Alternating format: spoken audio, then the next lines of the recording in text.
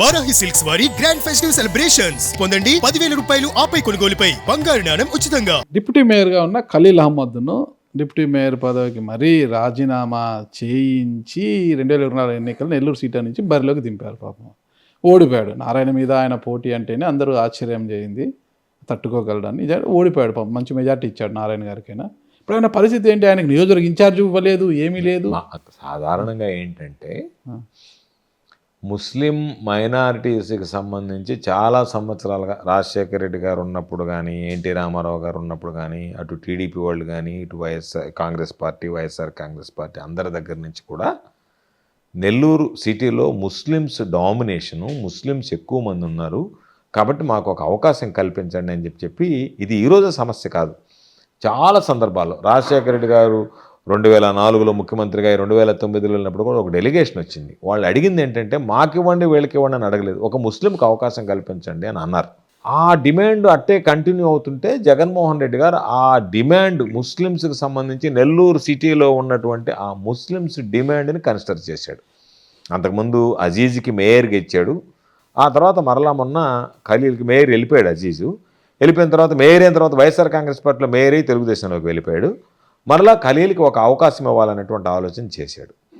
ఖలీల్కి అక్కడ కోల్పోయిన తర్వాత ఆరోగ్యపరమైనటువంటి సమస్య, శస్త్రచికిత్స అంతా జరిగిన తర్వాత కొన్ని వ్యక్తిగత ఇబ్బందులు ఉన్నాయి కాబట్టి ఈ వ్యక్తిగత ఇబ్బందుల్లో నారాయణ లాంటి వాడితో నువ్వు ముందు మాట్లాడినట్టుగా భారీ మెజారిటీతో నారాయణ గెలిచాడు కాబట్టి ఆరోగ్యము పెద్దగా సహకరించేటువంటి పరిస్థితి లేదని ఆయనని ఆ మైనారిటీస్కి సంబంధించినటువంటి స్టేట్ సెక్రటరీ చేసి ఆ తర్వాత ఆ బాధ్యతలు ఎవరికి అప్పచెప్పాలని ఆలోచన చేసినప్పుడు కూడా ఖలీల్ కూడా ఆ నిర్ణయం తీసుకునేటప్పుడు ఒక వ్యక్తి కాబట్టి ఖలీల్ పాపం నాకు కావాలని కానీ లేదా నాకు మళ్ళీ ఉండాలనేటువంటి కానీ ఆశించి విఫలమైనటువంటి వ్యక్తి కూడా కాదు.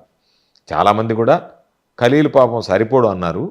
కానీ ఖలీల్ అనేటువంటి వాడు సరిపోతాడా సరిపోడా అనేటువంటిది పక్కన పెడితే జగన్మోహన్ రెడ్డి గారు వైఎస్ఆర్ కాంగ్రెస్ పార్టీకి విధేయుడిగా పనిచేసినటువంటి వాడు. ఎంతమంది వెళ్ళిపోయినా ఎవరు వెళ్ళిపోయినా తనకి పాపం ఉన్నంతలో ఎన్ని ప్రలోభాలు పెట్టినా ఆ ప్రలోభాలకు గురి కాకుండా ఉన్నటువంటి వ్యక్తి కాబట్టి అన్ని లక్షణాలు ఉన్నాయి కాబట్టి ఇటువంటి వాడు మనకు ఉండాలి అని చెప్పి జగన్మోహన్ రెడ్డి గారు అవకాశం ఇచ్చాడు.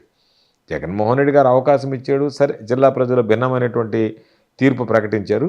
అయినా కూడా అతని గౌరవానికి భంగం కలగకుండా అతన్ని ఏదో ఒక విధంగా అతని సేవలు వినియోగించుకోవాలి, భవిష్యత్తులో ఒకవేళ పోటీ చేసి గెలిచేటువంటి పరిస్థితి లేకపోయినా అన్నట్టుగానే అతను లైమ్ లైట్లోనే పెట్టడం జరిగింది. పార్టీ గౌరవమైనటువంటి సముచితమైనటువంటి స్థానం కల్పించడం జరిగింది. కాబట్టి ఖచ్చితంగా భవిష్యత్తులో ఖలీల్ సేవలు అంటే మైనారిటీ లీడర్గా ఎదిగాడు, స్థాయికి వచ్చాడు.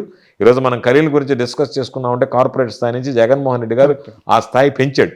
కాబట్టి అంతటితో ఆపుతాడని అనుకోబడలేదు. జగన్మోహన్ రెడ్డి గారు మనసులో పడిన తర్వాత ఎవరినైనా సరే హక్కును చేసుకుంటాడు. ఆ స్థాయి జగన్మోహన్ రెడ్డి గారు కల్పిస్తారని నేను భావిస్తున్నాను. వ్యవసాయ శాఖ మంత్రిలో మీరు మంత్రిగా పనిచేశారు, మాజీ మంత్రి మీరు. వ్యవసాయ శాఖ గురించి బాగా తెలుసు, రైతుల కష్టసుఖాలు చూసిన వ్యక్తి మీరు. అందులో గ్రామీణ ప్రాంతమే మీరు ఉండేది కూడా.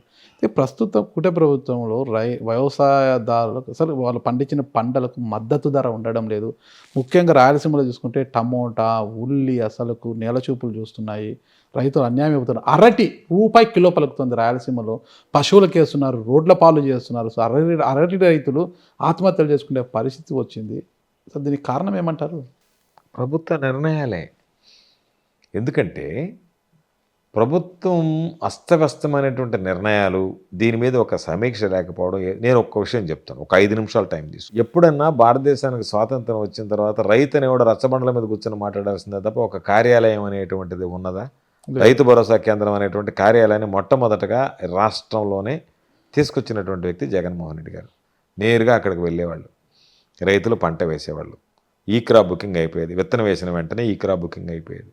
దాని ప్రకారం ఉచిత పంటల బీమా వచ్చేది, నష్టపోయిన కూడా వాళ్ళకి సంబంధించినటువంటి దాంట్లో. ఆ తర్వాత వాళ్ళకి సంబంధించినటువంటి ఎరువులున్నా ఏదున్నా ఈరోజులాగా 3 బస్తాలు రేషన్ కార్డు. సిగ్గుపడాలి ఈ ప్రభుత్వం. చంద్రబాబు నాయుడు సిగ్గుపడాలి. ఎకరాకు 3 బస్తాలని చెప్పి రేషన్ కార్డు ఇచ్చినట్టుగా యూరియా కార్డులు డిస్ట్రిబ్యూట్ చేశారు.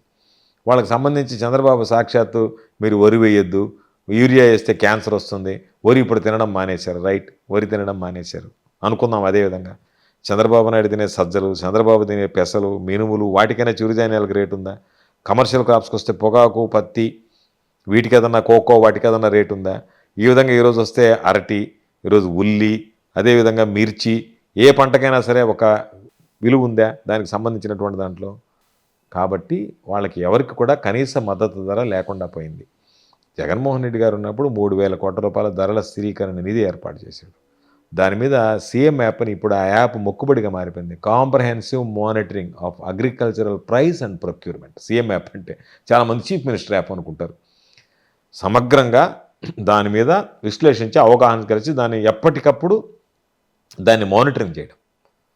ఏ విధంగా ఉంది, ఎక్కడన్నా రేటు తగ్గిందంటే ఇప్పుడులాగా గీవోలు అవసరం లేదు. దానికి నేరుగా మార్కెట్ రంగంలో దిగాలి, సివిల్ సప్లైస్ రంగంలో దిగాలి, కొనియాలి రైతుల దగ్గర నుంచి. ధాన్యం కొనుగోలు కేంద్రాలు రెడీగా ఉండేవి. సీజన్ ప్రారంభం అవుతుందంటే ధాన్యం కొనుగోలు ముందరాల మీద రివ్యూ జరిగేది. దానికి సంబంధించినటువంటి గన్నీ బ్యాగ్స్ ఎన్ని ఇవ్వాలి, లేబర్ డబ్బులు ఏ విధంగా ఇవ్వాలి, ట్రాన్స్పోర్ట్ ఏ విధంగా ఇవ్వాలి, జీఎల్టీ అనేవాళ్ళు దాన్ని మొత్తం ఏ విధంగా రెడీగా పెట్టుకోవాలి, ఎక్కడెక్కడ ఉండాలి, ఏ విధంగా ఇవ్వాలి. అసలు రైతు అనేటువంటి వాడు బండి రైతు భరోసా కేంద్రం దగ్గర అప్పచెప్పిన తర్వాత ఇక మామూలుగా రైస్ మిల్ దగ్గర కూడా వెళ్ళకూడదు, గవర్నమెంటే తీసుకెళ్ళాలి. ఆ విధమైనటువంటి నిర్ణయాలు ఉన్నాయి ఆ రోజు. ఎక్కడన్నా రైతు యూరియా కోసం రోడ్డు ఎక్కడా, విత్తనాలు లేదని రోడ్డు ఎక్కడా, నష్టపరిహారం కోసం రోడ్డు ఎక్కడా, ఇన్పుట్ సబ్సిడీ ఉంటే ఆ సీజన్ ముగిసే లోపల ఇన్పుట్ సబ్సిడీ వేసాడే. ఎవడో ₹1 పంటల బీమా కట్టుకోకుండా దాదాపుగా ప్రతి ఒక్కరికి 70 లక్షల మందికి ఉచిత పంటల బీమా వస్తే ఈరోజు కనీసం 18-19 లక్షల మంది కూడా లేరు ఆ బీమా. ఎందుకంటే వాళ్ళు డబ్బులు కట్టుకోవాలి కాబట్టి. ఆ 18-19 లక్షలు కూడా క్రాప్ లోన్ తీసుకున్నారు కాబట్టి, మ్యాండేటరీ కాబట్టి, బ్యాంక్సే కడతాయి కాబట్టి ఉన్నారు. కాబట్టి ప్రభుత్వం ఆ రోజు ఒక నమ్మకం విశ్వాసం ఏం కలిగించిందంటే, మనము ఏ రోజైనా ఇప్పుడు ఒక ఉదాహరణ, బయట మార్కెట్లో వినియోగదారుడికి వచ్చేదానికి రైతు పండించిన దానికి మధ్య ఉన్నటువంటి వ్యత్యాసం చూసుకో. ఆ వ్యత్యాసం ఎవరికి పోతుంది? దళారులకి, వ్యాపారులకు పోతుంది. కాబట్టి ఆ దళారులు, వ్యాపారుల స్థానంలో ఆ రోజు ప్రభుత్వం కూర్చున్నది. ప్రభుత్వమే కొనుగోలు చేయడం మొదలుపెట్టింది. ఏ రోజైతే ప్రభుత్వం కొనుగోలు చేయడం మొదలుపెట్టిందో వ్యాపారులు ఇంకా మనకు అవకాశం లేకుండా పోతుంది కాబట్టి పోటీపడి కొనగలిగారు. కాబట్టి రైతులకు రేటు పెరిగాయి. ఇచ్చినటువంటి కనీస మద్దతు ధర కన్నా కూడా 20-25% పెరిగింది.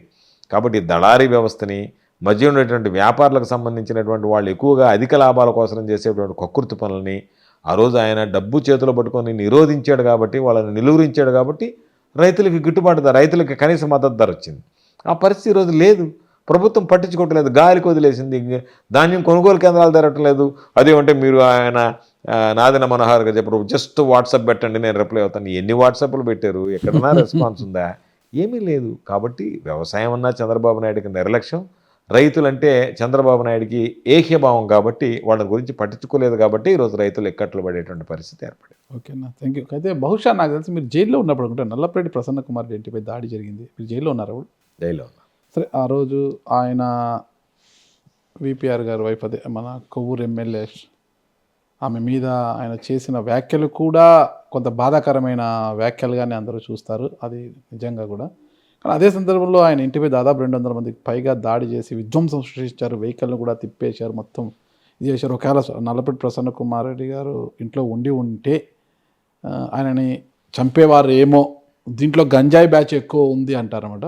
అంటే కొవ్వూరు ఎమ్మెల్యే ప్రశాంత్ రెడ్డి గారి మీద ఆయన చేసిన వ్యాఖ్యలకు ప్రతిఫలంగా అనుకోవచ్చా అది, లేకపోతే ఏదైనా కక్ష సాధింపులు ఏమైనా ఉన్నాయని అంటారు? మీరు ఒక జిల్లా అధ్యక్షుడిగా చెప్పండి. నేను ఆ వ్యాఖ్యల జోలికి పోదలుచుకోలేదు. నేను అనే విషయం ఏమిటంటే, ఎవరన్నా ఒకరు ఒక వ్యాఖ్య చేసినప్పుడు వ్యాఖ్యలకు సంబంధించి రకరకాలైనటువంటి రెమెడీస్ ఉన్నాయి, చట్టబద్ధంగా, న్యాయబద్ధంగా. ఇప్పుడు ఇంక వ్యవస్థలు అవసరంలే. నువ్వు నన్ను అన్నావు అంటే నేను దాడి చేస్తాను, నేను నిన్ను చంపేస్తానంటే ఇంక వ్యవస్థలు అవసరం ఉంది. ఇంక మామూలుగా కోర్టులు, పోలీసులు, చట్టం, న్యాయం ఇంకేం అవసరం లేదు. దీనిలో జరిగినటువంటిది ఏమి జరిగింది అనేటువంటిది మనం కాసేపు పక్కన పెడితే, ఎందుకంటే ఆయన ఏమి మాట్లాడాడు, అవి తప్పులు, వాటి గురించి మాట్లాడేదానికన్నా అదే తప్పు నేను కూడా భావిస్తాను. ఒక మహిళ పైన దాని గురించి పక్కన పెట్టద్దు. ఎందుకన్నామంటే అది సపరేట్ సబ్జెక్ట్. ఆ సబ్జెక్ట్ గురించి డిస్కస్ చేయాలంటే ఆ సబ్జెక్ట్ని డామినేట్ చేసి ఇంకొక సబ్జెక్ట్ వచ్చేసింది. కాబట్టి ఆ సబ్జెక్ట్ని పక్కన పెడితే ఈ సబ్జెక్ట్ మనం పరిగణలోకి తీసుకుంటే, ఏ రోజైనా నెల్లూరు జిల్లాలో మనం మాట్లాడినప్పుడు దానికి సంబంధించి దాడులు చేసేటువంటి సంస్కృతి ఎప్పుడన్నా ఉందా? ప్రజలు ఏమంటున్నారు? మాట్లాడినప్పుడేమో అయ్యో మాట్లాడారంటారు, దాడులు చేస్తే మాట్లాడితే కొడతారంటాయా, ఇళ్ల మీదకి పోతారా అని అంటారు. కాబట్టి దాడి చేయడం అనేటువంటిది ఖచ్చితంగా తప్పే. అందులో ప్రసన్న కుమార్ రెడ్డి గారు మాట్లాడినటువంటి మాటలని రకరకాలుగా తీసుకోవచ్చు, ఏ విధంగా అయినా అన్వయించుకోవచ్చు. కానీ మీరు ఏదో మాట్లాడారు, నేను ఈ విధంగా అన్వయించుకున్నానని చెప్పినప్పుడు నువ్వు దానికి సమాధానం చెప్పొచ్చు, లేదా నువ్వు దానికి సంబంధించి పరువు నష్టానికి సంబంధించి దావా వేయచ్చు. నీకు రకరకాలైనటువంటి అవకాశాలు ఉన్నాయి, రెమెడీస్ ఉన్నాయి. వాటన్నిటిని పక్కన పెట్టి వాటితో ఏటిలతో సంబంధం లేకుండా నేను నేరుగా నీ ఇంటి మీదకి వచ్చి దాడి చేస్తానని చెప్పి కొంతమంది దాన్ని దాడికి పురుకొల్పి చేయడం అనేటువంటిది కరెక్ట్ కాదనేటువంటి అభిప్రాయం నాది. 2029కి అంటే యాదవ సమాజం అంటే బీసీ సమాజ వర్గానికి చెందిన అనిల్ కుమార్ యాదవ్ని నెల్లూరు పెద్దారెడ్డి ఏమైనా నెల్లూరు జిల్లాకు ఆహ్వానించే అవకాశం ఉందంటారా? ఎప్పుడు కూడా అనిల్ అనేటువంటి వాడిని నెల్లూరు జిల్లాలో ఎవ్వరికీ అనిల్ పట్ల రెడ్లకు ఏకీభావం లేదు, రెడ్లకు అనిల్ పట్ల వ్యతిరేకత లేదు. రెడ్లు హక్కును చేర్చుకున్నారు, అనిల్ కూడా రెడ్ల పట్ల అదే విధమైనటువంటి విధేయతతో ఉండేవాడు. అందుకని నెల్లూరుకి సంబంధించినటువంటి దాంట్లో కొంతమంది ఏదో రెడ్లకి బీసీలకి మధ్య ఏదో ఒకటి పెట్టాలనేటువంటి మాట్లాడడం తప్ప. కాబట్టి అనిల్ అనేటువంటి వ్యక్తి వైఎస్ఆర్ కాంగ్రెస్ పార్టీలో ఎప్పుడు కూడా ఒక సముచితమైనటువంటి స్థానం కల్పిస్తారు. అది జగన్మోహన్ రెడ్డి గారే కల్పించారు. ఈ సమాజం కూడా దాన్ని గుర్తించింది, ప్రోత్సహించింది. 2 సార్లు ఎమ్మెల్యే అయ్యాడు, చిన్న వయసులోనే మంత్రి అయ్యాడు, సమర్థవంతమైనటువంటి శాఖ ఇచ్చాడు జగన్మోహన్ రెడ్డి గారు. కాబట్టి అనిల్ అనేటువంటి వాడిని ఈ జిల్లా రాజకీయాల నుంచి ఎవ్వరూ పంపించలేరు. అది పంపించాలనేటువంటిది అయ్యేది కాదు. పంపించేటువంటి పరిస్థితులు కూడా ఈ జిల్లాలో వైఎస్ఆర్ కాంగ్రెస్ పార్టీలో లేవు. వైఎస్ఆర్ కాంగ్రెస్ పార్టీ నెల్లూరు జిల్లా అధ్యక్షుడిగా చెప్పండి, ఈ జిల్లాలో ఉన్న వైఎస్ఆర్సీపీ క్యాడర్కు కావచ్చు, అభిమానులకు కావచ్చు, వాళ్ళందరికీ ఒక జిల్లా అధ్యక్షుడిగా ఏం సందేశం? ఖచ్చితంగా ఈరోజు ప్రతిపక్షంలో ఉన్న జిల్లా అధ్యక్షుడిగా నేను ఇచ్చేటువంటి సందేశం, వైఎస్ఆర్ కాంగ్రెస్ పార్టీ కష్టకాలంలో ఉంది. వైఎస్ఆర్ కాంగ్రెస్ పార్టీ కష్టకాలం ఉన్నప్పుడు ఎవరైతే వైఎస్ఆర్ కాంగ్రెస్ పార్టీ జెండాను భుజాన వేసుకుని మోస్తారో రేపు అధికారంలోకి వచ్చిన తర్వాత వాళ్ళని మాతో జగన్మోహన్ రెడ్డి గారితో సహా మేమందరం భుజాన మీద వేసుకుని పోయడానికి సిద్ధంగా ఉన్నాము. కాబట్టి ఈ అరాచకమైనటువంటి పాలనకు సంబంధించి చిత్రహింసలకు గురవుతున్నారు, నష్టపోతున్నారు, ఆర్థికంగా నష్టపోతున్నారు, దాడులు జరుగుతున్నాయి, కొంతమంది ప్రాణాలు పోతున్నాయి, కొంతమంది దెబ్బలు జరుగుతున్నాయి, రకరకాలైనటువంటి ఇబ్బందులు పడుతున్నారు, శారీరకంగా మానసికంగా అన్ని రకాలైనటువంటి. మీరు భరించండి, మంచి రోజులు ఉన్నాయి. జిల్లా వైఎస్ఆర్ కాంగ్రెస్ పార్టీ ప్రతి విషయంలో మీకు అండగా నిలుస్తుంది. ఆ ధైర్యాన్ని, ఆ భరోసాని మీకు కల్పిస్తుంది. మీకోసం ఇది ఏదో జిల్లా పార్టీ అనేది కాకుండా వైఎస్ఆర్ కాంగ్రెస్ పార్టీ అంటే ఒక కుటుంబం లాంటిది. కాబట్టి ఖచ్చితంగా జగన్మోహన్ రెడ్డి గారి నాయకత్వంలో రాబోయేటువంటి రోజుల్లో జిల్లా ప్రజల తరఫున నేను ఈరోజు చెప్తున్నా 10కి 10 సీట్లు ఉమ్మడి నెల్లూరు జిల్లాలో కందుకూరుతో కలిపి 11 సీట్లకు నేను ఈరోజు 11 నియోజకవర్గాలకు అధ్యక్షుడిగా ఉన్నా. 11 నియోజకవర్గాలు క్లీన్ స్వీప్ చేస్తాం, భారీ మెజార్టీ గెలిచి జగన్మోహన్ రెడ్డి గారికి 11 సీట్లు కానుక ఇస్తాం.